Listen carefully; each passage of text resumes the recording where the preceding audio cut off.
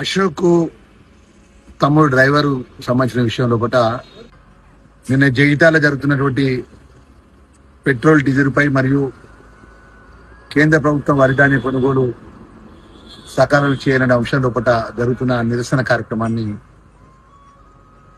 పక్క నుంచి వెళ్తున్నటువంటి అశోక్ డ్రైవర్ ఆయన అభిప్రాయాన్ని వ్యక్తం చేసిండు. దాన్ని మేము ఎక్కడ కూడా మేము ఆయన వ్యక్తిగత అభిప్రాయాన్ని ఏదైతే వరి ధాన్యాన్ని మొక్కజొన్నను కొనుగోలు చేయాలనే అభిప్రాయం చెప్పడం జరిగింది. ఆ విధంగానే తీసుకున్నాం తప్ప ఉద్యోగపరంగా ఇక్కడ కూడా ఇంకా ఎలాంటి ఇబ్బంది అయ్యే కార్యక్రమాలు ఆర్టీసీకి సంబంధించిన అధికారులు చేపట్టలేదు. మరి అనుకోకుండా వాట్సాప్లో ఏం మెసేజ్ వచ్చిందో అది ఏం జరిగిందో మాకు తెలియదు. మేము దానికి సంబంధించిన డిఎం గారితో ఆర్ఎం గారితో మాట్లాడినాం. అశోక్ డ్రైవర్ మేము ఎలాంటి మేము